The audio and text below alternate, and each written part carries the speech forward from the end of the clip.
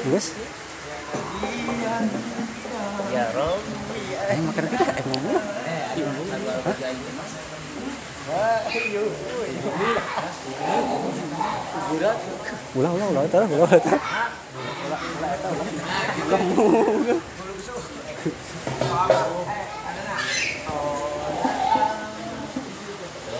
Beli dal. Lo taruh di setel nih. Hah? Kurang bisa ya, karena kan ngerekna doang. Kan sama majikan nasi ya.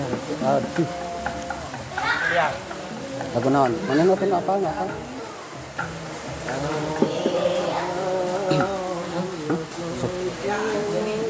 Tapi mana nonton? Orang apa? Kayak gitu. Orang rekna doang. Makanya kayaknya. Makanya. Boleh deh.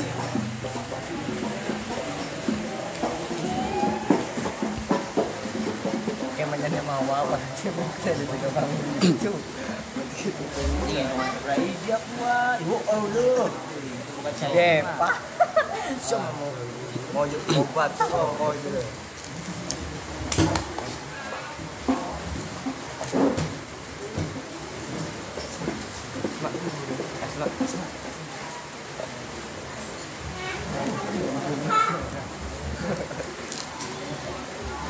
Kasih anjir. Anjir. Sokat tuh. Mana pada pokoknya tanah orang marep penetan doang. Saret sekarang ya. Wahai Nabi Muhammad. Doain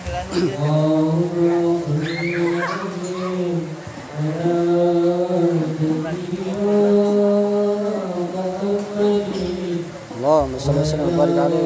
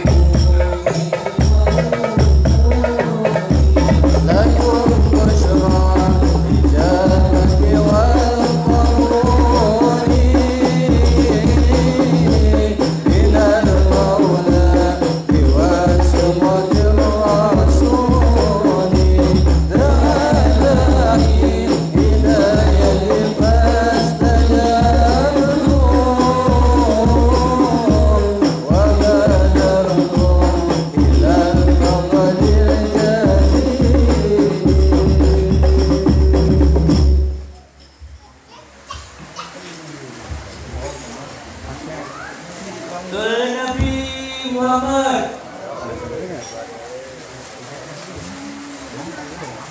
Masuk kan? Bisa? Ini roti lagi cendong pak.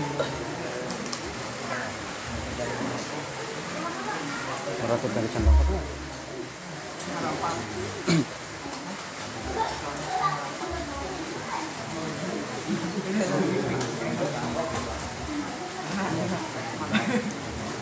Hah? Itu lagi parem. Ada dam. Aprik. Itu garam, bun. Parem gini. Kamu cek mana kau? Ini pandi, bun. Parem. Iya. Ada. Ada.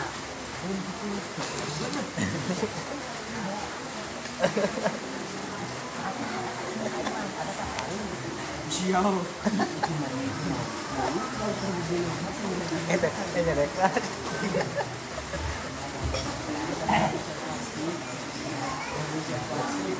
Balikan yang ini.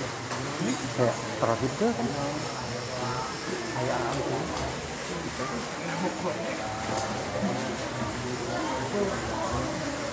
Kalau lama. Allahumma salli wa sallim ala sayyidina Muhammadin wa ala ali sayyidina Muhammad. Qala ma ashku gharami ya nur al-wujud. Qala ma ashku gharami ya nur al-wujud. Wa ulaliyat hamid ya qalil al-jud. Wa ulaliyat hamid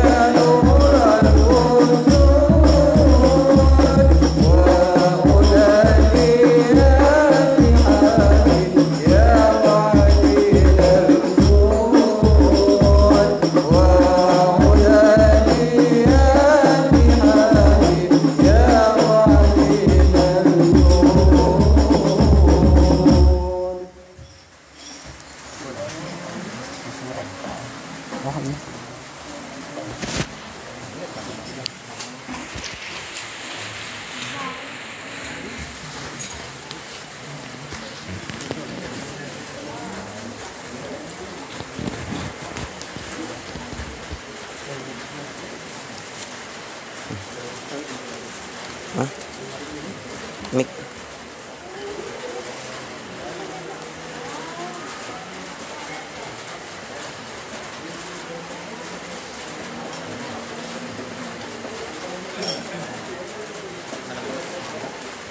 Langsung mulai aja Iya. sekarang. Biasanya gimana? Dibuka dulu MC apa langsung baca Roti Latosnya? Biasanya gimana? Wah,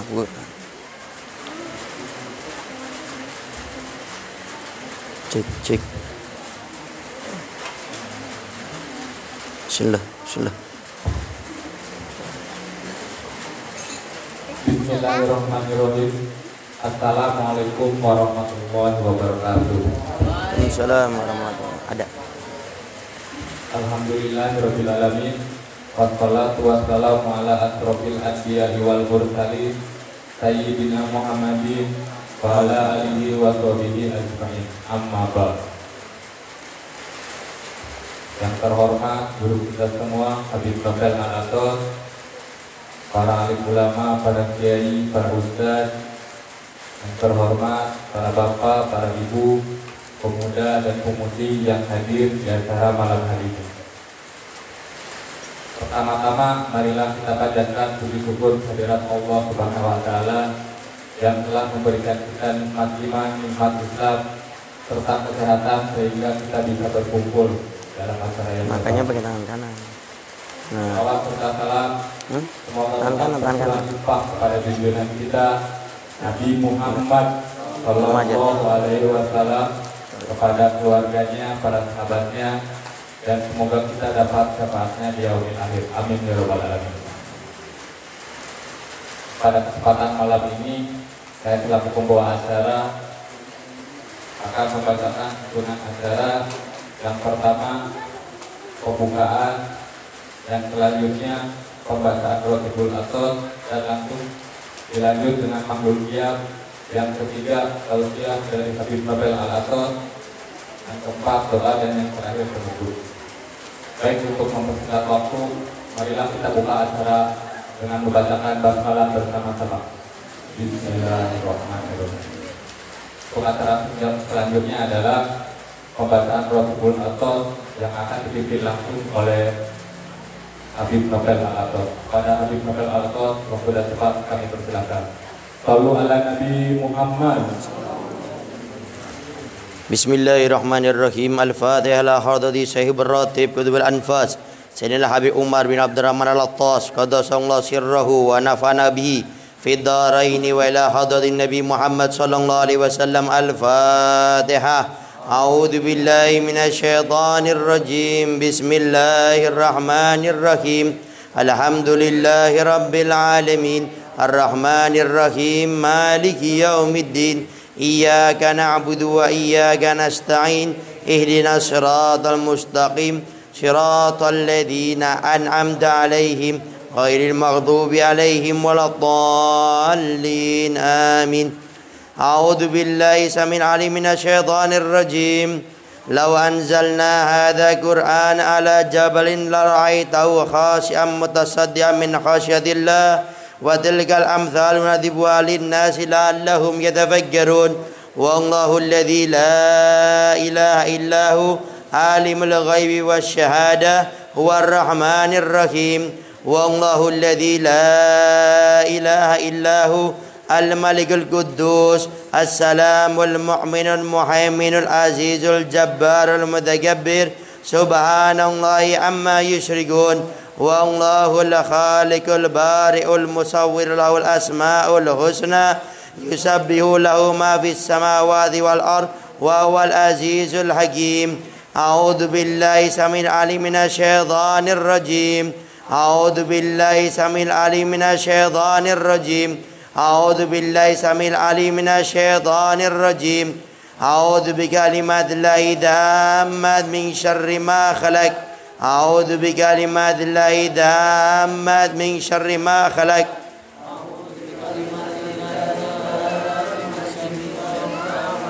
بسم الله الذي لا يضر مع اسمه شيء في الأرض ولا في السماء وهو السميع العليم بسم الله الذي لا يضر مع اسمه شيء في الأرض ولا في السماء وهو السميع العليم بسم الله الذي لا يضر مع اسمه شيء في الأرض ولا في السماء وهو السميع العليم بسم الله الرحمن الرحيم ولا حول ولا قوة إلا بالله العلي العظيم بسم الله الرحمن الرحيم ولا حول ولا قوة إلا بالله العلي العظيم بسم الله الرحمن الرحيم ولا حول ولا قوة إلا بالله العلي العظيم بسم الله الرحمن الرحيم ولا حول ولا قوة إلا بالله العلي العظيم بسم الله الرحمن الرحيم ولا حول ولا قوة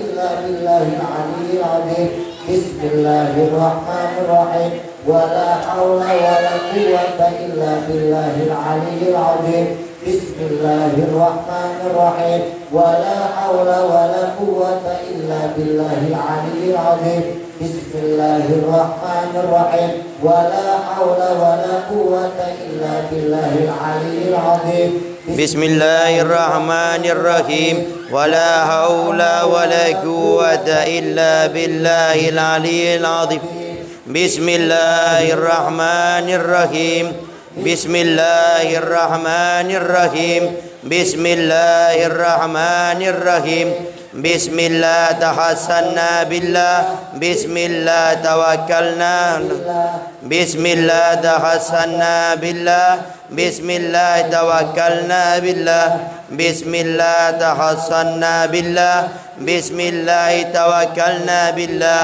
بسم الله آمنا بالله ومن يؤمن بالله لا خوف عليه بسم الله آمنا بالله ومن يؤمن بالله بسم الله آمنا بالله ومن يؤمن بالله لا خوف عليه سبحان الله عز الله سبحان الله جل الله سبحان الله عز الله سبحان الله جل الله سبحان الله عز الله سبحان الله جل الله سبحان الله بحمده سبحان الله العظيم سبحان الله وبحمده سبحان الله العظيم سبحان الله بحمده سبحان الله العظيم سبحان الله والحمد لله ولا إله إلا الله والله أكبر سبحان الله والحمد لله ولا إله إلا الله والله أكبر سبحان الله ولا إله إلا الله والله أكبر سبحان الله والحمد لله ولا إله إلا الله والله أكبر يا لطيفا بخلقي يا عليما بخلقي يا خبيرا بخلقي الطف بنا يا لطيف يا عليم يا خبير يا لطيفا بخلقي يا عليما بخلقه يا خبيرا بخلقه قلت بنا يا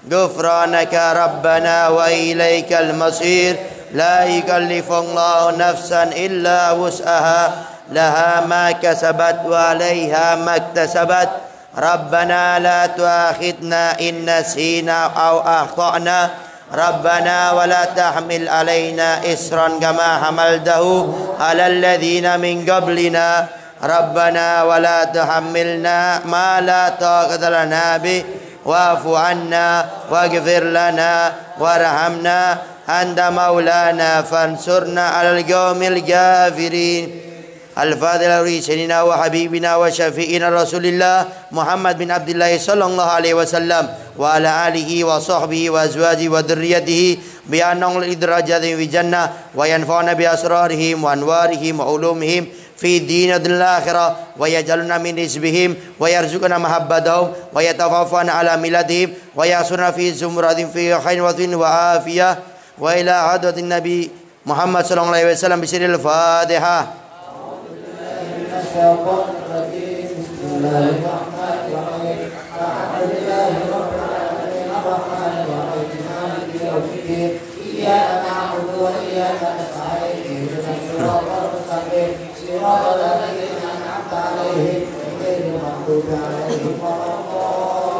الفضل سيدنا مهاجر إلى الله أحمد بن عيسى وسيدنا فقيه مقدم محمد بن علي بعلوي وأصولهما وفروعهما وذوي الحقوق عليهما أجمعين أن الله يغفر لهم ويرحمهم ويعلي درجات في الجنة وينفعنا بأسرارهم وأنوارهم وعلومهم في دين الآخرة بسر الفاتحة. أعوذ بالله من الشيطان الرجيم بسم الله الرحمن الرحيم الحمد لله رب العالمين الرحمن الرحيم مالك يوم الدين إياك نعبد وإياك نستعين اهدنا الصراط المستقيم صراط الذين أنعمت عليهم غير المغضوب عليهم ولا الضالين. الفاضل روي سيدنا الحبيب عبد الرحمن بن عقيل العطاس وابن صاحب الراتب سيدنا الحبيب عمر بن عبد الرحمن وإخواني سيدنا عقيل بن عبد الرحمن وعبد الله بن عبد الرحمن وصالح بن عبد الرحمن وسيدنا حسين بن عمر العطاس وإخواني الجميع وسيدنا الحبيب علي بن حسن العطاس شارح هذا الراتب وشيخ علي بن عبد الله بارس شارح هذا الراتب أيضا وأصولهم وفروعهم وعلي ترباتهم وجميع آخذين عن سيدنا عمر ولا أيدينا بيوم منتسبين إليه في جميع أقطار الأرض أن الله يغفر لهم ويرحمهم للدرجة في الجنة ويعيد عليهم بركاتهم وأسرارهم وأنوارهم وعلومهم في الدين الآخرة. الفاتحة. أعوذ بالله من الشيطان الرجيم بسم الله الرحمن الرحيم الحمد لله رب العالمين الرحمن الرحيم مالك يوم الدين إياك نعبد وإياك نستعين اهدنا الصراط المستقيم صراط الذين أنعمت عليهم غير المغضوب عليهم ولا الضالين. الفاضل روي سيدي وسند الحبيب علي بن عبد الرحمن الربشي وأصوله وفروعه ثم إلى أرواح أولياء والشهداء والصالحين وأئمة الراشدين ثم إلى أرواح والدينا ومشايخنا ولذوي الحقوق علينا وعليهم أجمعين ثم إلى أرواح أموات هذه البلدة من المسلمين والمسلمات والمؤمنين والمؤمنات وبالقبول وتمام كل سول ومأمول وصالحا شان الظاهر وباطنا في دين الآخرة دافية لكل شر جالبة للخير لنا ولوالدنا ولأولادنا وأحبابنا ومشينا في الدين مع العافية والعافية وعلى النية أن لا ينور قلوبنا وكوالبنا مع الهدى والتقى والعفو والموت على دين الإسلام والإيمان بلا منة الامتحان بحق سيد ولد أدنان ولكل نية صالحة وإلى حضرة النبي محمد صلى الله عليه وسلم بسر الفاتحة.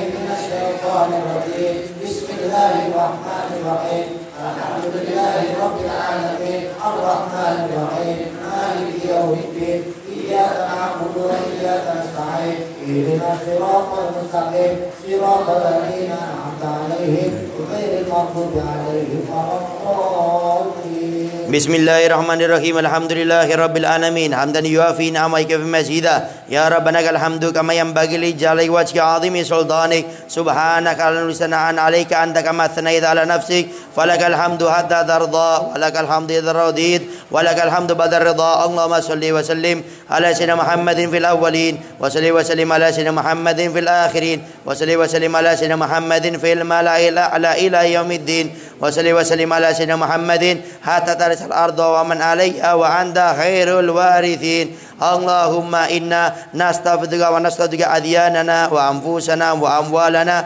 wa ahlana wa kulla shay'in 'ataitana. Allahumma ja'alna wa iyyahum fi kamanika wa amanika wa iyadika wa jiwarika min kulli syaitanin marid wa jabarin anid wa di ainin wa di baki wa di hasadin wa min syarri kulli dhi syarr innaka ala kulli syai'in qadir. Allahumma jammilna bil afiyah was salama wa aqina bit taqwa wal istiqamah wa aida min mujibatin nadama fil hal wal mal wal ma'ali innaka sami'ud du'a. Wa sallallahu bi jalalika wa jamalika ala sayyidina Muhammadin wa ala alihi wa sahbihi ajmain. Warzuqna kamal mutabatil dhahiran batin ya arhamar rahimin bi fadli subhana rabbika rabbil izzati amma yasifun wa salamun alal mursalin walhamdulillahi rabbil alamin. Al-Fatihah.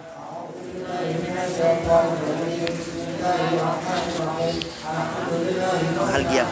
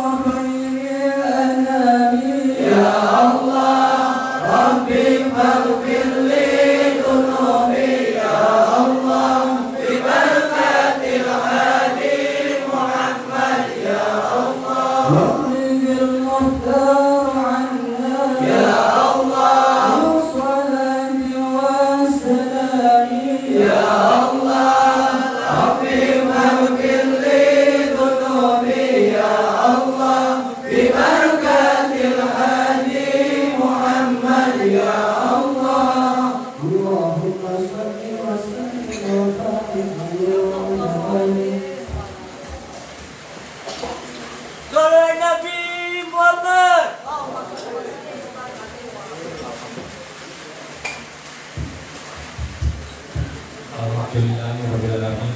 Demikianlah tadi kita telah membaca Rasulullah bersama-sama. Semoga kita diberi pahala dan berkah oleh Allah Subhanahu wa taala. Untuk acara selanjutnya yaitu tausiah dari guru kita semua Habib Nobel Alato kepada Habib Nobel Alato, waktu dan tempat kami persilakan. Shallu ala Nabi Muhammad.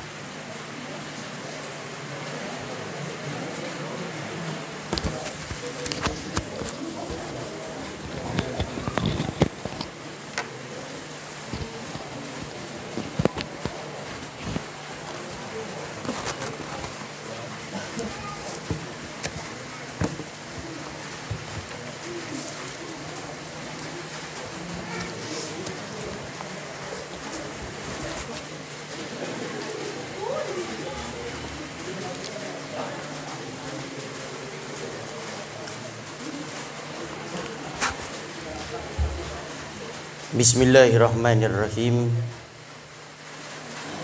Assalamualaikum warahmatullahi wabarakatuh.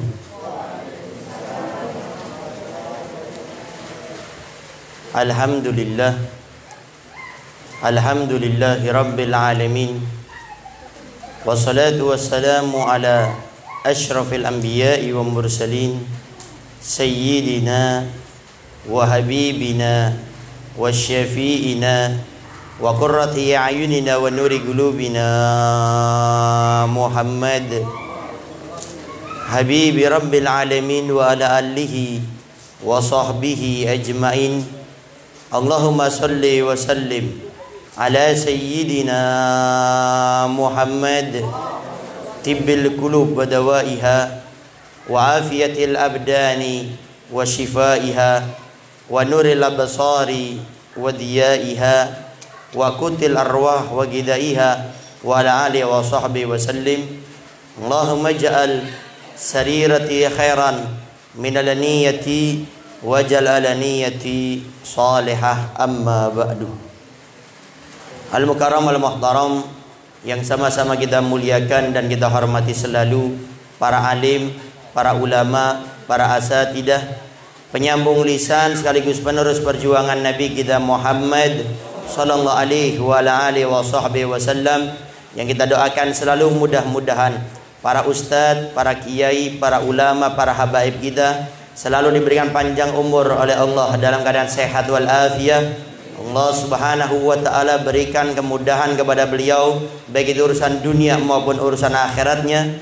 Allah Subhanahu wa taala jauhkan beliau-beliau semuanya daripada fitnah yang terjadi di akhir zaman ini insyaallah. Amin. Amin ya rabbal alamin. Dan juga tidak mengurangi rasa hormat kami kepada segenap para tokoh masyarakat, para sepuh, para ustadz, dan juga segenap para orang tua kami, para bapak dan ibu-ibu, para hadirin wal hadirat yang dimuliakan oleh Allah Subhanahu wa taala. Alhamdulillah, pada malam hari ini kita diberikan kemudahan oleh Allah Subhanahu wa taala untuk bisa rutin beristiqomah. Setiap malam Kamis kita adakan majelis di tempat ini, khususnya di dalam 1 bulan sekali kita mengadakan pembacaan dzikir Ratibul Athos, serta setelah pembacaannya akan kita jelaskan per kalimat dari apa yang kita baca. Dan ini penting, salah satu cara agar kita ini bisa khusyuk dengan apa yang kita baca, kita harus tahu artinya. Sering kita kadang-kadang membaca sesuatu tapi tidak ada syahdu, tidak ada kerinduan dengan apa yang kita baca. Kenapa? Karena kita cuma sekedar membaca saja. Makanya kita berusaha setiap sebulan sekali kita membaca dzikir Ratibul Athos. Kemudian setelah membacanya akan kita jelaskan setiap pertemuannya satu dzikir. Dan pada kesempatan kali ini insya Allah kita akan masuk kepada dzikir yang kelima, yaitu pembacaan Bismillahirrahmanirrahim. Yang lalu di dzikir yang keempat kita sudah membaca tentang Bismillahirrahmanirrahim, wala haula wala quwata illa billahil aliyil azim. Sekarang dzikir yang kelima kita akan membaca Bismillahirrahmanirrahim. Arti Bismillahirrahmanirrahim adalah Bismillah dengan menyebut nama Allah, Ar-Rahman yang Maha Kasih, Ar-Rahim yang Maha Penyayang. Di dalam arti Ar-Rahman, Ar-Rahim, sebagian ulama membedakan. Arti Ar-Rahman adalah kasih sayang Allah yang sifatnya lil jami, umum. Artinya orang yang taat kepada Allah atau yang tidak taat tetap akan diberi nikmat oleh Allah. Orang yang beriman kepada Allah dengan orang yang tidak beriman kepada Allah tetap akan diberi nikmat oleh Allah. Ini namanya sifat rahmannya Allah. Jadi umum, semuanya dapat. Maka jangan iri kalau seandainya ada orang tidak beriman kepada Allah, tidak pernah sujud kepada Allah, kok rezekinya lebih lancar daripada kita. Bahkan kita kadang-kadang sebagai seorang muslim, muslimah malah kerja bersama mereka. Kita jadi anak buah kalau bahasanya ini, atau anggotanya mereka. Bosnya adalah orang-orang yang tidak pernah beriman kepada Allah, tidak pernah sujud kepada Allah. Jangan kita iri. Kenapa? Karena inilah sifat kasih sayang Allah yang diberikan umum kepada semua hamba-hambanya.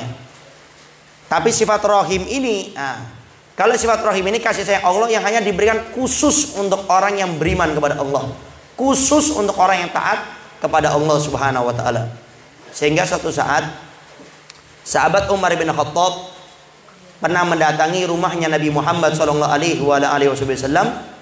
Tatkala masuk ke rumah Nabi, didapati Nabi itu sedang tertidur. Lalu sahabat Umar bin Khattab meneteskan air matanya. Dan sahabat Umar bin Khattab bukan cuma menangis, tapi menangis seperti anak kecil, terseduh-seduh. Sampai Nabi akhirnya bangun dari tidurnya.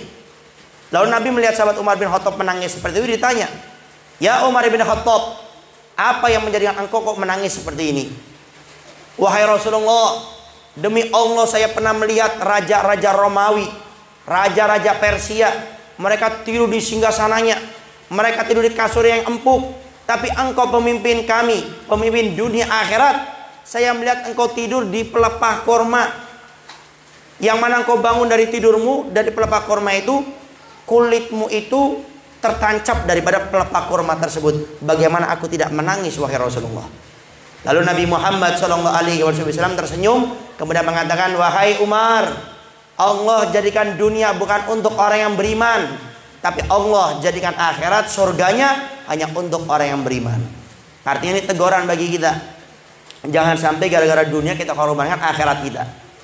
Ini kadang-kadang ada nih orang gara-gara pengen cari gaji yang lebih besar, kerja di tempat tersebut, walaupun gak sholat, gak apa-apa.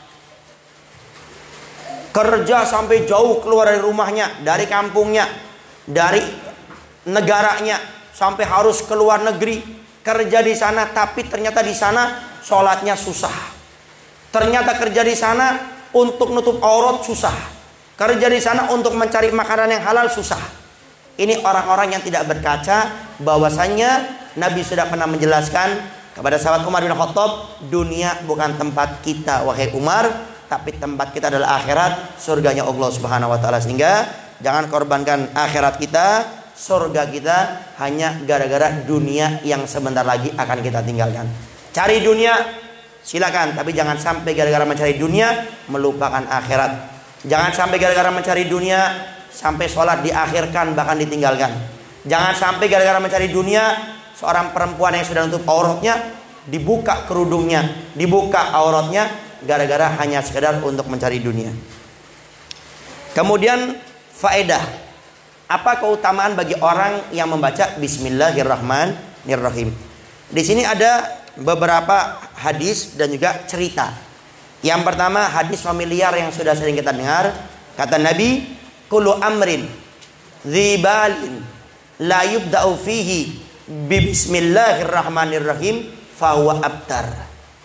Kata Nabi, setiap perkara yang dibalin, dibal ini artinya yang diperintahkan, yang dianjurkan. Di dalam melakukan perkara yang diperintahkan tersebut tidak kita membaca bismillahirrahmanirrahim, maka sedikit keberkahannya. Artinya di sini kalau kita pengen melakukan aktivitas apapun, pengen dapat berkah dari Allah, kuncinya gampang, cukup membaca Bismillahirrahmanirrahim. Beb, kalau kami perempuan yang haid boleh enggak? Boleh. Perempuan yang haid itu tidak boleh membaca Al-Quran, tidak boleh menyentuh Al-Quran. Tapi kalau untuk sekedar membaca Bismillahirrahmanirrahim, maka tidak menjadi masalah. Nah, tatkala kita memulai sesuatu yang diperintahkan dalam agama, sesuatu yang diperhatikan dalam agama, diawali Bismillahirrahmanirrahim, kata Nabi, Allah akan berikan keberkahan dalam pekerjaan tersebut. Berkah ini adalah sesuatu yang sedikit tapi cukup, atau sesuatu yang menjadikan kita makin dekat kepada Allah dan Rasulnya. Ini namanya berkah. Makanya kalau kita doa jangan lupa minta berkah. Dan berkah ini sudah kita bahas di pertemuan-pertemuan yang sebelumnya. Sehingga mulai saat ini apapun kegiatan yang kita ingin lakukan awali dengan Bismillahirrahmanirrahim. Ingat ya, dzibalin yang dianjurkan. Habib, kalau saya mau mencuri Bismillahirrahmanirrahim boleh tidak biar berkah? Maka tidak diperbolehkan, bahkan hukumnya bisa haram. Kenapa? Karena akan mengejek atau daripada menghina kalimat Bismillahirrahmanirrahim. Makanya kata Nabi, dzibalin yang dianjurkan, yang diperbolehkan dalam agama. Sampai di zaman dulu ada dikisahkan seorang perempuan, istri, yang dia itu ngapain aja pasti Bismillahirrahmanirrahim. Sampai suaminya ini jengkel. Kenapa sih kok dikit-dikit Bismillahirrahmanirrahim, dikit-dikit Bismillahirrahmanirrahim. Akhirnya dia enak. Akhirnya dia ngatur strategi, bagaimana istri saya mulai besok tidak akan mengucapkan Bismillahirrahmanirrahim. Ini istri ngapain Bismillahirrahmanirrahim? Ngambil sapu Bismillahirrahmanirrahim, nyapu Bismillahirrahmanirrahim, membersihkan kasur semuanya Bismillahirrahmanirrahim. Akhirnya di hari tersebut suaminya sudah ngatur cara agar si istri ini kapok, tidak mau membaca Bismillahirrahmanirrahim. Si suami datang, istriku, saya nitip ya uang, besok akan saya ambil. Baik suamiku. Diterima uangnya, Bismillahirrahmanirrahim. Enak lagi suaminya, Bismillah lagi, Bismillah lagi. Kemudian setelah uangnya diterima, diikuti. Membuka pintu kamar, Bismillahirrahmanirrahim. Membuka pintu lemari, Bismillahirrahmanirrahim. Membuka laci, Bismillahirrahmanirrahim. Ditaruh, semuanya Bismillah. Di hati suami, saya akan buktikan biar kamu tidak baca Bismillahirrahmanirrahim lagi. Tatkala si istri keluar dari kamar, si suami masuk, diambil itu uang, uangnya dilempar ke sumur. Padahal bisa saja disembunyikan, cuma dalam cerita dilemparkan ke sumur. Akhirnya besok hari si suami datang sambil senyum-senyum akan menghina si istri tersebut. Istriku, mana uangnya? Baik bang, tunggu sebentar. Masuk kamar, Bismillahirrahmanirrahim. Buka lemari, Bismillahirrahmanirrahim. Buka laci, Bismillahirrahmanirrahim. Tatkala itu Allah perintahkan malaikat Jibril untuk mengambil uang yang dibuang di sumur tersebut, kemudian ditaruh lagi di laci dalam keadaan kering. Kemudian diambil uangnya, diberikan kepada suaminya, kaget suaminya, kemudian menangis dan meminta maaf kepada si istri. Itu daripada keutamaan membaca Bismillahirrahmanirrahim. Bayangkan, barangnya saja dijaga, apalagi orangnya. Ntar akan ada cerita-ceritanya. Kemudian faedah yang selanjutnya dalam hadis. Ini luar biasa. Ini saya ambil dari kitab Al-Qirtos. Jadi kita baca namanya Rotibul Atos. Syarahnya namanya Al-Qirtos, ada 2 jilid. Ini Al-Faqir kurang lebih mengambil daripada kitab tersebut. Jadi yang Al-Faqir jelaskan ini hampir kebanyakan mungkin 90% dari kitab Al-Qirtos. Dalam kitab tersebut dikatakan dalam hadis Nabi menjelaskan bahwasanya kalau ada seorang ustadz atau ustadzah yang dia itu mengajarkan kepada anak-anaknya, kepada murid-muridnya, kemudian si ustadz ini atau ustadzah ini mengatakan, wahai anak, ucapkan Bismillahirrahmanirrahim. Lalu anak tersebut, murid tersebut mengucapkan Bismillahirrahmanirrahim. Lalu dikatakan Allah Subhanahu wa Ta'ala akan menjauhkan anak tersebut, guru tersebut, bahkan orang tuanya dari siksa api nerakanya Allah Subhanahu wa Ta'ala. Coba, ini menunjukkan bagaimana spesialnya satu kalimat Bismillahirrahmanirrahim. Guru yang mengajarkan dijauhkan daripada api neraka. Muridnya yang membaca dijauhkan. Orang tuanya yang nggak ikut-ikutan karena memiliki hubung kait sama si anak yang membaca Bismillahirrahmanirrahim akan dijauhkan daripada api nerakanya Allah Subhanahu wa Ta'ala.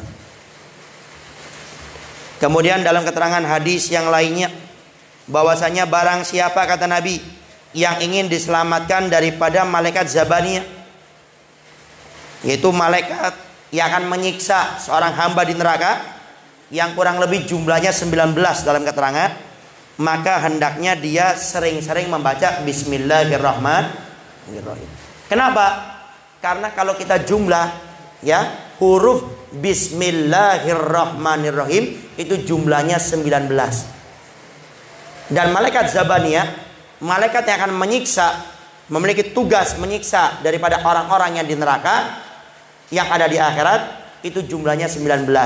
Jadi setiap huruf dari Bismillahirrahmanirrahim itu akan melepaskan kita daripada siksa para malaikat yang ada di neraka.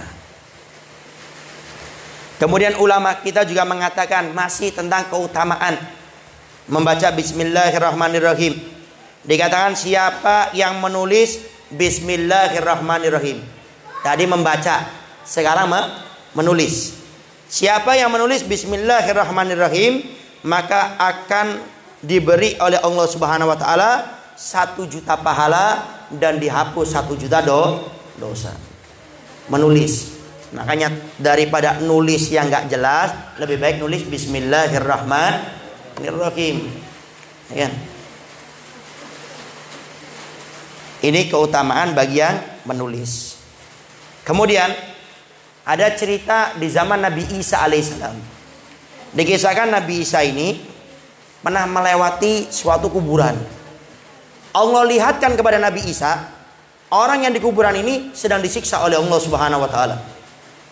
Kemudian Nabi Isa sedang ada hajat keperluan. Nabi Isa berangkat. Tatkala Nabi Isa kembali lagi, dilihat orang yang disiksa ini sudah mendapatkan nikmat dari Allah Subhanahu wa Ta'ala.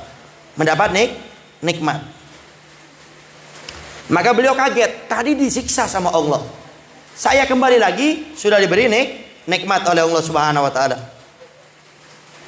Lalu Allah Subhanahu wa Ta'ala memberikan ilham kepada Nabi Isa, wahai Isa, ketahuilah ini orang memang pendosa, hidupnya banyak, dia punya kesalahan, tapi dia itu punya anak, yang anaknya tersebut dititipkan kepada seorang ustadz, dimasukkan ke pesantren. Kemudian ustadz tersebut mengajari kepada anaknya untuk belajar mengucapkan Bismillahirrahmanirrahim. Karena keberkahan si anak mengucapkan Bismillahirrahmanirrahim, maka aku tidak menyiksa kepada orang tersebut. Coba, ini kembali kepada hadis yang pertama.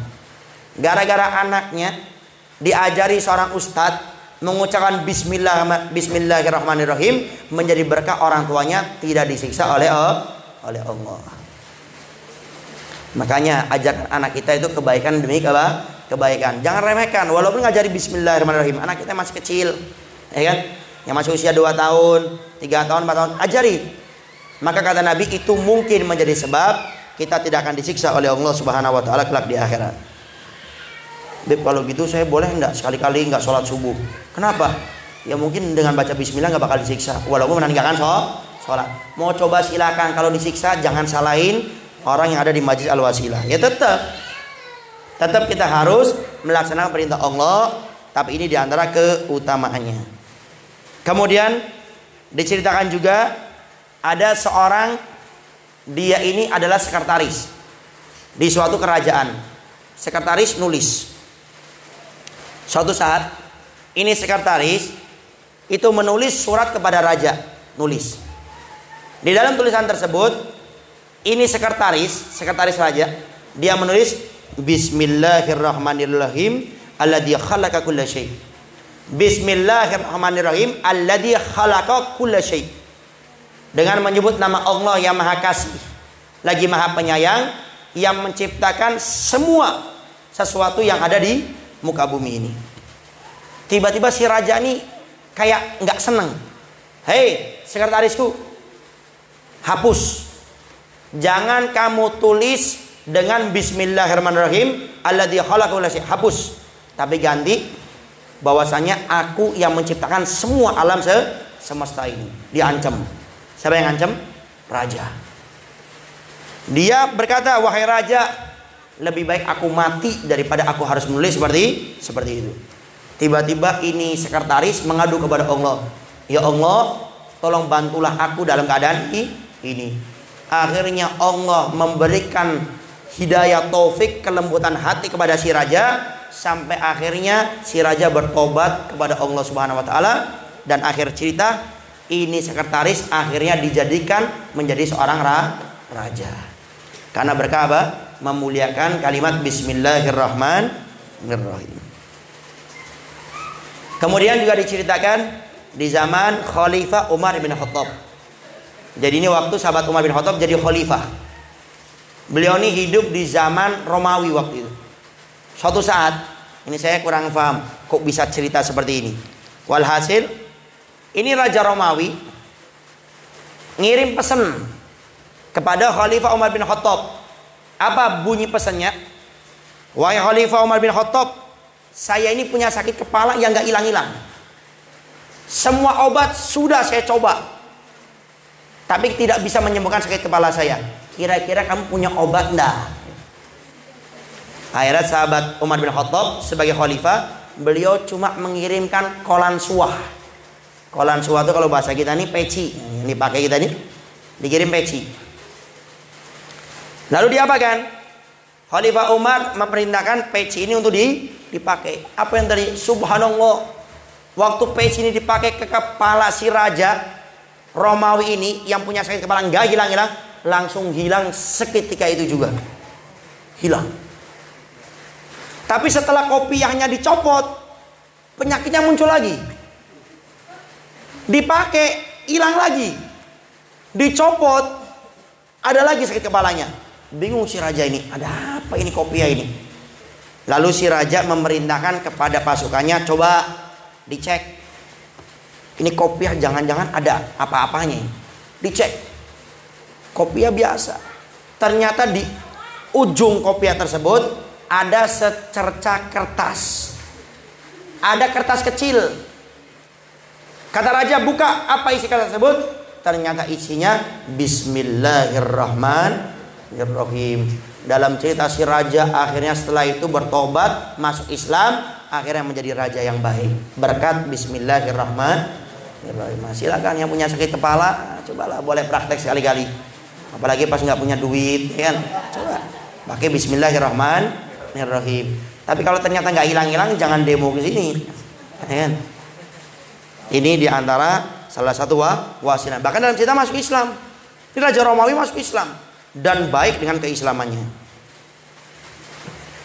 Kemudian diceritakan juga di zaman dahulu ada seorang soleh, seorang wali Allah bernama Imam Mansur bin Ammar. Imam Mansur bin Ammar ini pernah mendapati potongan kertas kecil, ada tulisannya Bismillahirrahmanirrahim. Lalu dicari tempat untuk meletakkan ini, tidak ada. Kalau ditaruh sini pasti jatuh, ditaruh sini jatuh, bingung. Apa yang terjadi? Ditelan. Akhirnya itu kertas yang ada Bismillahirrahmanirrahim. Tiba-tiba dia bermimpi di malam hari, mendengarkan ilham, hatif, suara tanpa ada wujudnya. Dapat ilham. Apa bunyi ilham tersebut? Wahai Mansur bin Ammar, Allah akan membukakan kepadamu hikmah. Setiap ucapanmu akan keluar kalimat-kalimat hikmah. Hikmah itu apa? Kalimat yang baik yang bisa mengubah orang menjadi baik, menjadi orang yang dekat kepada Allah dan Rasulnya. Karena engkau sudah memuliakan namaku. Seketika dia bangun dari tidurnya, setiap dia berbicara keluar kata-kata hikmah sampai dia meninggal dunia. Gara-gara memuliakan kalimat Bismillahirrahmanirrahim. Kemudian ada cerita. Nah, ini cerita silakan diamalkan, ini luar biasa. Diceritakan di zaman dulu ada seorang ayah yang dia itu berwasiat kepada anak perempuannya. Nah, kalau ayah meninggal dunia, tolong tulis di jidat ayah ini kalimat Bismillahirrahmanirrahim dan juga di dadaku. Tatkala ayahnya meninggal dunia, dilaksanakan wasiatnya. Ditulis Bismillahirrahmanirrahim, di dadanya ditulis Bismillahirrahmanirrahim. Kemudian setelah itu, beberapa setelah meninggal si ayah ini, si anak perempuan dimimpikan melihat daripada ayahnya.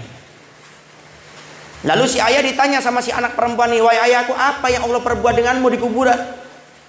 Si ayah menjawab, sungguh aku disiksa oleh Allah. Karena di hidupku saya lebih banyak bermaksiat daripada taat kepada Allah. Tapi tatkala Allah memerintahkan malaikatnya akan menyiksaku, lalu malaikat tersebut melihat di jidatku ada tulisan Bismillahirrahmanirrahim dan di dadaku ada Bismillahirrahmanirrahim, maka malaikat tersebut mengatakan, kamu terlepaskan daripada siksaku berkah daripada Bismillahirrahmanirrahim. Ini beberapa ya keterangan tentang cerita-cerita tersebut. Tapi ingat ya, jangan diselewengkan. Kalau gitu nggak apa-apa, nggak sholat, enak nih Ramadan nggak usah puasa, dagang, diam-diam minum jus, mojok, beli nasi padang. Kenapa nggak puasa? Nggak apa-apa. Saya sudah dapat amalan di Masjid Al-Wasilah sama Habib Novel. Kalau saya mau mati, saya bakal wasiat. Hati-hati ya. Makanya penting belajar dengan seorang guru. Ini kalau membaca kayak gini, kemudian dia penafsirannya seenaknya, akhirnya dia nggak pernah sholat. Perempuan buka aurat, pede lagi. Diingatin ustaz kiai ulamanya, wah ustaz ceramain saya ustaz, surganya saya sudah pasti. Di kuburan nggak bakal disiksa. Gimana caranya? Saya entar wasiat sama anak saya nulis Bismillahirrahmanirrahim. Ya, tetap kita melaksanakan semua perintah Allah dengan semaksimal mungkin, tapi boleh kita mengamalkan beberapa amalan tersebut. Kemudian berkaitan masalah musibah yang kadang-kadang sering terjadi.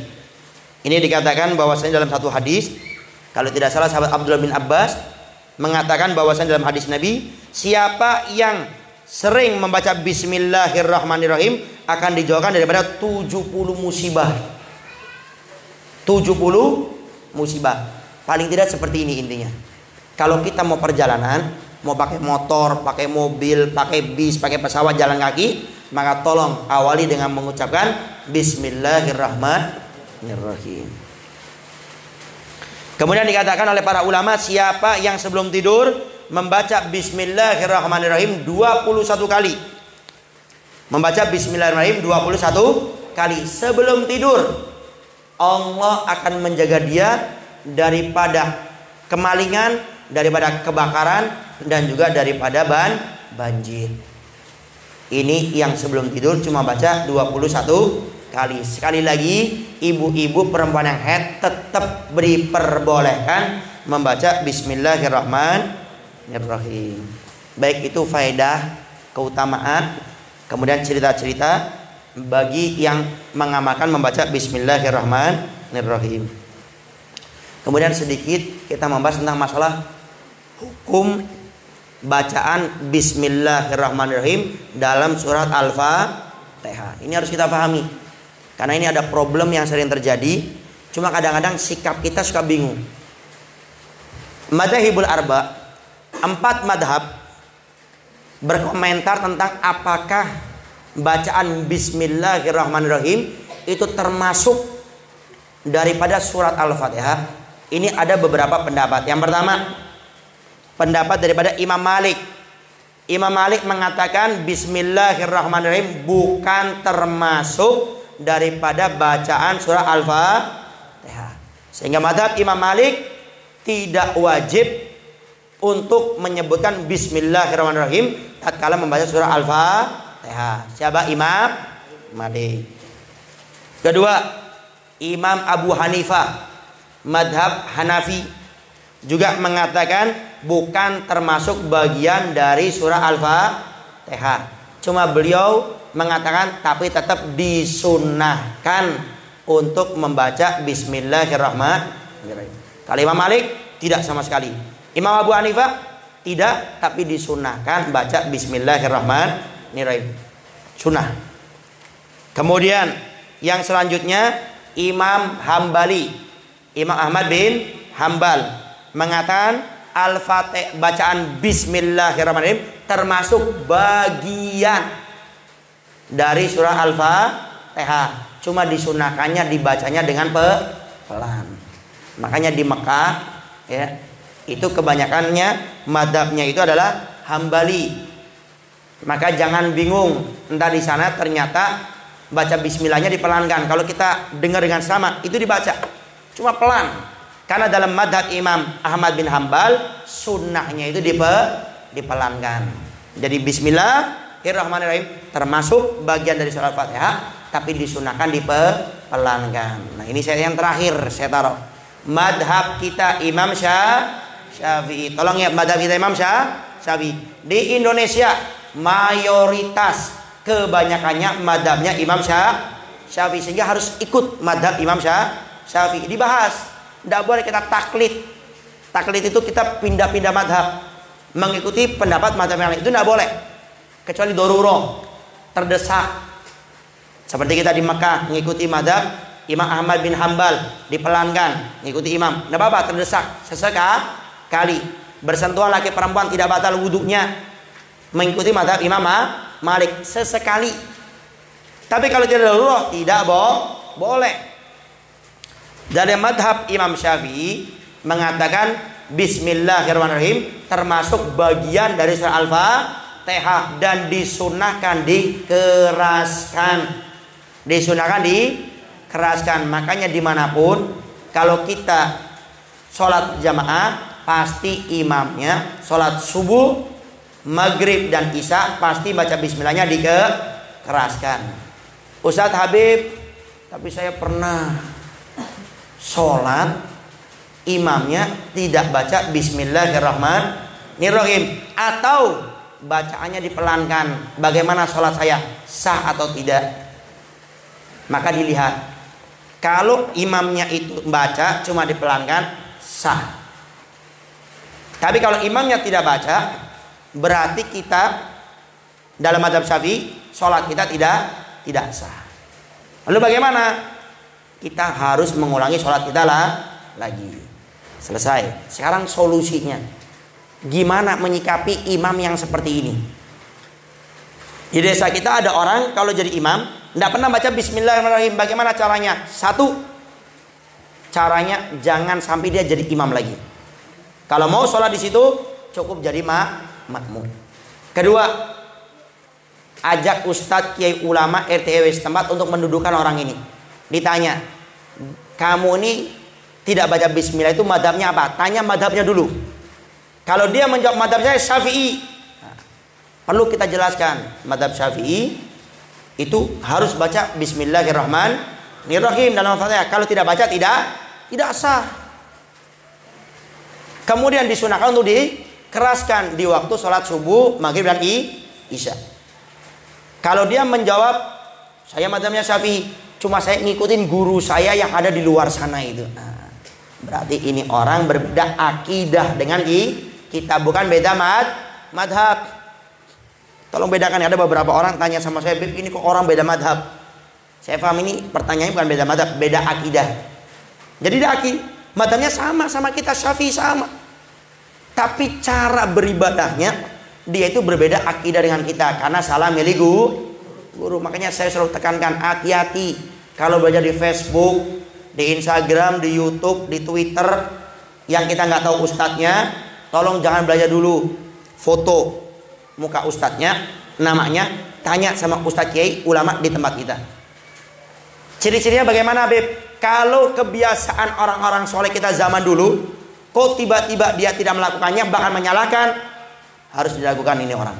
Harus kita tanya. Kemudian setelah kita jelaskan, kok orang ini ngotot? Oh tidak, ya terserah saya. Nah, kalau dia sudah bilang terserah saya, pilihannya dua. Satu, boleh sholat di tempat kita, tapi tidak boleh jadi imam. Tidak boleh, karena itu akan menyebabkan sholat yang lainnya tidak sah. Yang kedua, orang tersebut suruh pindah ke tempat yang lainnya. Yang kita takutkan mereka akan menyebarkan daripada akidah yang seperti itu.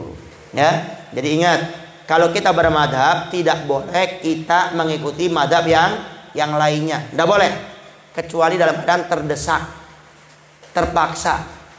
Yang namanya terdesak terpaksa di mana-mana itu jarang. Kalau setiap hari terdesak terpaksa itu namanya langganan. Ya. Nah, jadi tolong ini bisa dipahami, menyikapi kalau ternyata ada orang yang seperti ini. Para hadirin wa hadirat yang dimuliakan oleh Allah Subhanahu wa taala, mungkin itu saja yang bisa Al-Fakir sampaikan pada pertemuan kali ini. Insyaallah bulan yang akan datang kita akan membahas zikir yang keenam yang berbunyi Bismillah tahassanna billah, Bismillah tawakkalna billah. Insyaallah kita akan membahas pada pertemuan yang akan datang pada bulan depan. Silakan barangkali ada yang mau ditanyakan. Wallahu a'lam bishawab.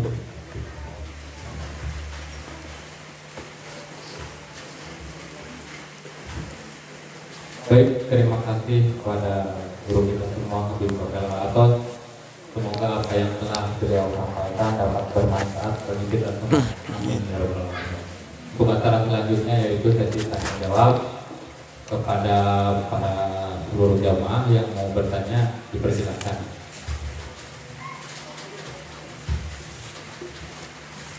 Mungkin dari bapak-bapak ada yang mau bertanya? Dari ibu-ibunya?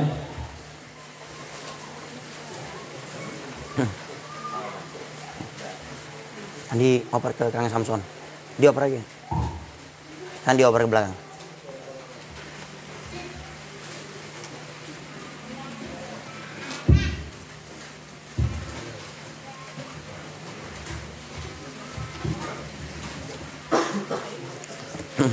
Assalamualaikum warahmatullahi wabarakatuh. Waalaikumsalam warahmatullahi wabarakatuh.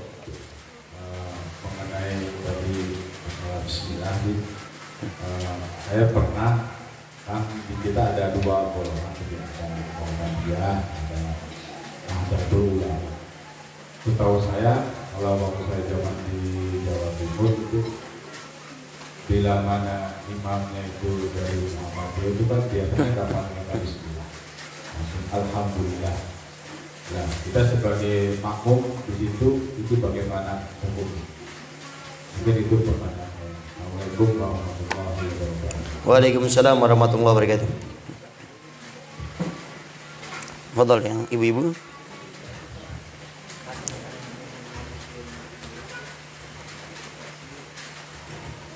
Baik, silakan kepada ibu-ibu yang mau bertanya. Assalamualaikum warahmatullahi wabarakatuh. Waalaikumsalam warahmatullahi wabarakatuh. Ada yang mau bertanya,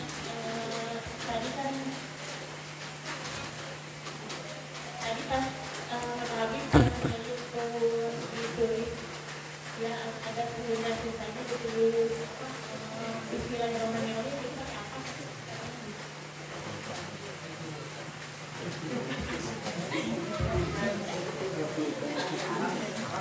Maksudnya pakai bahasa Arab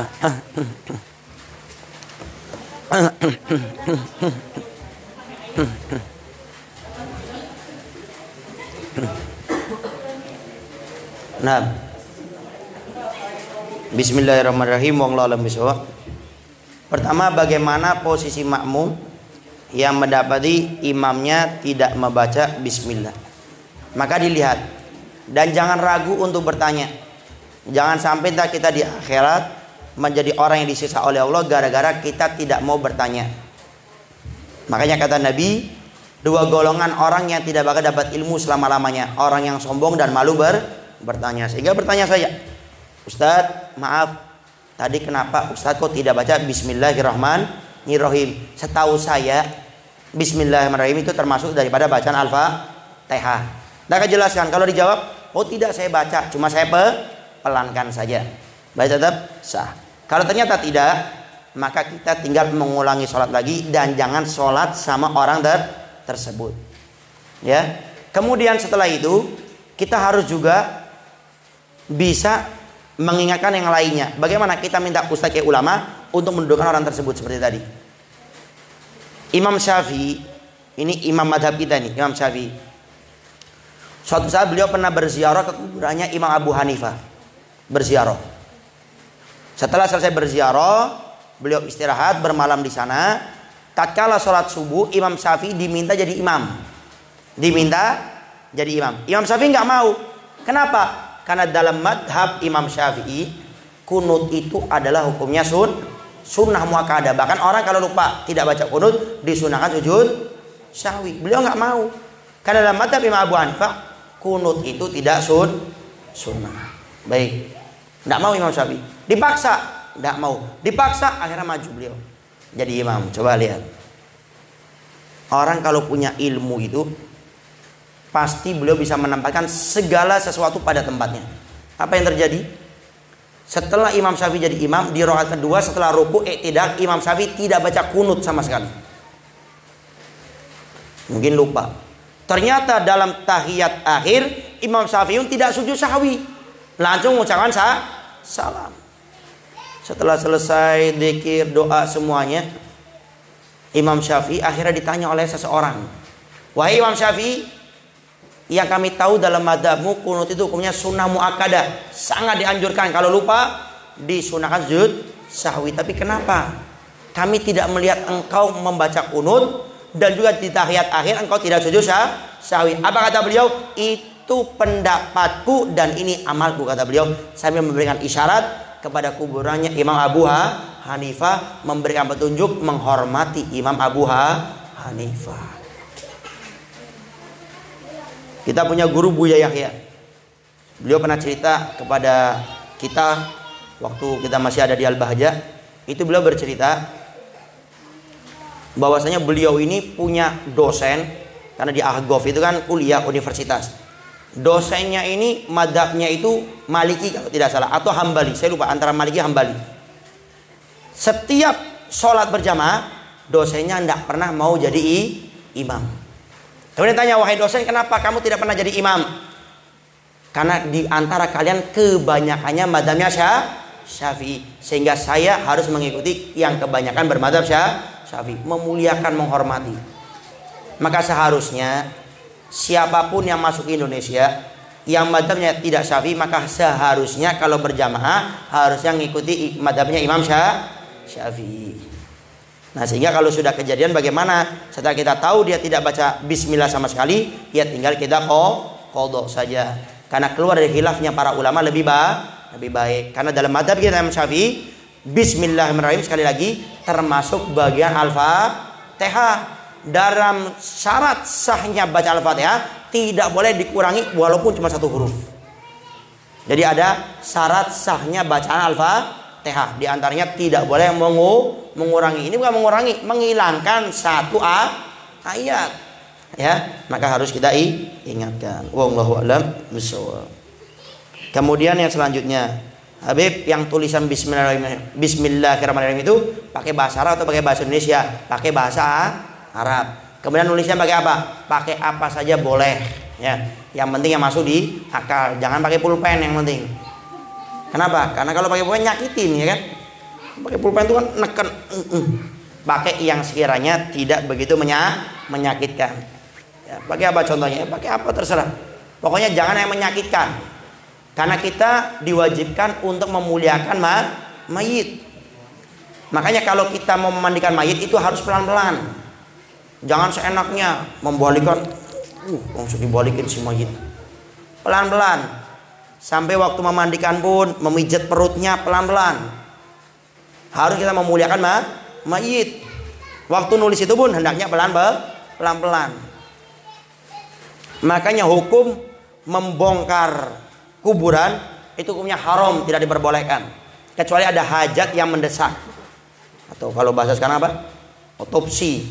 Ya, untuk kepentingan otopsi. Itu pun wajib dapat izin dari keluarga, haram hukumnya. Kalau membongkar atau melakukan otopsi tidak dapat izin dari keluarga, hukumnya haram, hati-hati. Karena tidak memuliakan daripada jenazah, karena pasti menyakiti. Dan kebanyakan orang mayit itu keluarganya nggak mau diotopsi, kenapa? Pasti dibelah. Ya, dan itu pasti sangat menyakitkan. Makanya di zaman Imam Ahmad bin Hambal, di zaman Imam Malik radhiyallahu anhu, itu ada orang yang kerjanya setiap hari memandikan jenazah. Kebetulan seorang perempuan. Yang dimandikan juga seorang perempuan. Di tengah-tengah memandikan, tiba-tiba tangan si pemandi jenazah perempuan ini masuk ke kemaluan si perempuan dan tidak bisa dikeluarkan. Udah dicoba nggak bisa. Sampai akhirnya mengadu, orang pada kebingungan. Ini kenapa kok tangan bisa sampai seperti ini? Akhirnya datanglah para ulama beristihad, bermusyawarah. Ada dua pendapat. Pendapat pertama mengatakan potong saja daripada kemaluan si mayit. Kenapa? Untuk melindungi orang yang masih hidup. Pendapat kedua, tidak, potong tangannya orang yang masih hidup untuk memuliakan orang yang sudah meninggal. Ini sedang ribut, bimbang. Sampai akhirnya mereka mengadu kepada Imam Malik. Diceritakan. Lalu Imam Malik minta izin. Saya minta izin untuk ngobrol berduaan dengan orang yang memandikan jenazah ini. Ngobrol. Ditanya sama Imam Malik, kamu tadi waktu memandikan apa yang kamu lakukan? Saya tidak melakukan apa-apa Imam Malik. Saya melakukan sesuai umumnya orang memandikan seperti biasa. Tidak, coba kamu ingat-ingat. Akhirnya si pemandi jenazah perempuan ini berkata, iya Imam Malik, saya tatkala memandikan jenazah ini perempuan, saya berkata kepada dia, ini perempuan sudah berapa kali berzina dengan kemaluannya ini. Kata Imam Malik, kamu sudah melakukan qadhaf. Qadhaf itu menuduh orang berzina tanpa adanya saksi. Maka sanksinya kamu harus dicambuk, dipecut sebanyak 80 kali.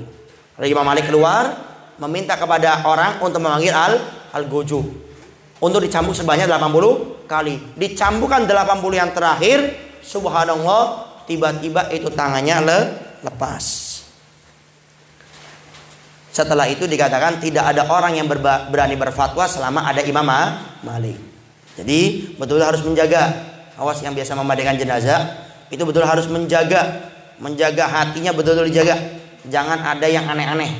Kenapa? Karena biasanya kalau memandikan jenazah tidak ada yang tahu kecuali dia. Ada sesuatu yang mungkin gharib, ada sesuatu yang asing, ada sesuatu yang aneh, wajib ditutup. Makanya mandikan jenazah betul-betul harus menjaga aib. Mungkin ada sesuatu yang tidak biasa, wajib ditutup, tidak usah diceritakan. Kalau ada yang aneh, tinggal kita minta kepada Allah agar orang tersebut diampuni dosanya oleh Allah Subhanahu wa taala. Wallahu a'lam bishawab. Baik, mungkin itu saja yang bisa Al-Bagir sampaikan. Sama jangan lupa kita setiap malam Kamis ya ada kajian Majelis Al-Wasilah. Dan ini untuk pengumuman, gimana Haji Dadi? Masjid? Insya Allah untuk malam Kamis depan, malam Kamis kedua, kita majelisnya ke masjid. Malam Kamis depan, tanggal 13 kalau nggak salah ya. 13 ya. Sekarang ini tanggal 6, 13. Ini malam Kamis besok ke depan kita acaranya insya Allah di masjid. Kemudian ada puntar selanjutnya, anda lihat perkembangan. Cuma yang pasti di sini tetap Majelisnya di sini cuma untuk malam Kamis kedua, besok kita di masjid. Kemudian pengumuman yang selanjutnya, insya Allah majelis taklim kita Al-Wasilah akan mengadakan acara milad. Kalau bahasa Indonesianya ulang tahun. Yang pertama, acaranya insya Allah di masjid.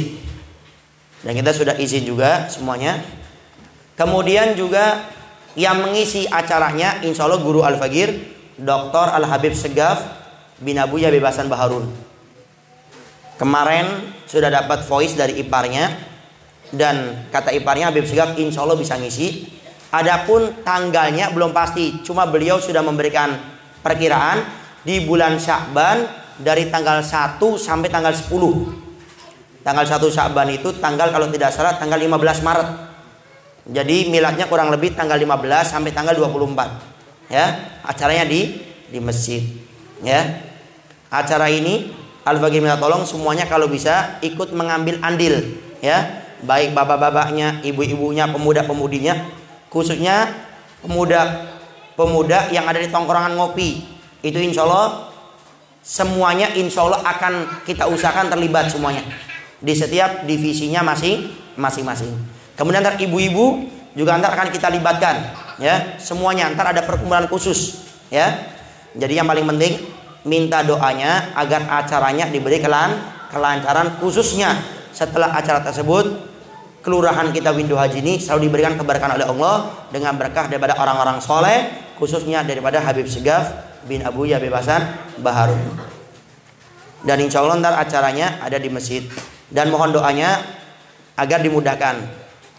Tentu acaranya ntar membutuhkan dana, biaya macam-macamnya. Cuma Al-Fagir minta doa saja agar dimudahkan. Kemudian Allah kirimkan orang-orang yang bisa membantu acara ini. Karena kemarin kita sudah oret-oretan, kita butuh biaya kurang lebih 49 juta sekian. Kalau dibulatkan itu kurang lebih sekitar 50 juta. Ya, itu sudah semuanya. Dari tenda, kemudian dari buat makanan semuanya. Bahkan kita rencana pengen buat snack, ya. Jadi setiap yang hadir insya Allah dikasih snack. Habib kira-kira kebagian semuanya ndak? Wallahu a'lam bisawab. Pokoknya kita berusaha. Karena tadi malam kita kumpul sama bagian parkir, perkiraan Habib yang datang mungkin sekian ribu. Bahkan kalau seandainya sampai meludak, mungkin kita akan tutup jalan yang di Sengkahan. Nah, jadi perkiraan yang datang banyak, sehingga tentunya kita butuh bantuan dari semuanya. Sehingga yang pengen membantu, baik itu dari snack atau pengen membantu juga dari segi uang atau semuanya, silakan. Ntar bisa datang ke, kalau ada yang di sini ada Haji Dadi, ada Kang Soni atau Haji Gaul, atau yang jadi ketua ntar Haji Jajen dan wakilnya Haji Dadi. Jadi yang pengen membantu ntar silakan datang ke beliau. Kemudian yang terakhir, kita juga sudah membuat stiker, ya, stiker Al-Wasilah. Kalau nggak salah ada 6 atau 7 model. Nah, bagi yang pengen memilikinya silakan. Harganya kalau tidak salah 10.000, dan itu bapak ibu beli itu entar hasilnya akan digunakan untuk acara milad, untuk majelis Al-Wasilah. Jadi dengan kita membeli secara tidak langsung membantu untuk acara milad. Habib, kalau saya sudah beli stiker, saya ingin bantu lagi, boleh enggak? Oh, sangat boleh. Terbuka lebar. Ya. Baik, mungkin itu saja yang bisa Al-Fagir sampaikan. Mudah-mudahan kajian kita ini selalu diberi keberkahan oleh Allah Subhanahu wa taala, dan kita yang hadir di tempat ini diberikan istiqomahan oleh Allah Subhanahu wa taala, dan mudah-mudahan berkah daripada acara ini Allah jadikan kita orang-orang yang makin bertakwa kepadanya, diberi kekuatan Allah untuk melaksanakan perintah-perintahnya dan meninggalkan larangan-larangannya, dan mudah-mudahan dosa-dosa yang selama ini kita lakukan diampuni semuanya oleh Allah Subhanahu wa taala, dan mudah-mudahan derajat kita semuanya diangkat oleh Allah Subhanahu wa taala, dan mudah-mudahan Allah Subhanahu wa taala memberikan kepada kita semuanya keluarga yang sakinah, mawaddah warahmah. Allah berikan kepada kita semuanya anak-anak yang soleh dan solehah, keturunan yang kelak di akhirat dibanggakan oleh Nabi Muhammad SAW, dan di dunia dipilih oleh Allah untuk membantu perjuangannya Nabi Muhammad SAW. Dan mudah-mudahan Allah Subhanahu wa taala pun memberikan kepada kita semua hati yang bersih, hati yang mudah menerima nasihat, hati yang mudah mengamalkan ilmu dari siapapun yang memberikan ilmu kepada kita. Dan mudah-mudahan semua hajat kita, keinginan kita, harapan kita, doa kita semuanya dikabulkan oleh Allah Subhanahu wa taala, khususnya yang hadir pada malam hari ini. Rabbana atina fid dunya hasanah wa fil akhirati hasanah wa qina adzabannar. Wa sallallahu ala sayidina Muhammadin wa ala alihi wasallam. Walhamdulillahirabbil alamin. Bismillahirrahmanirrahim.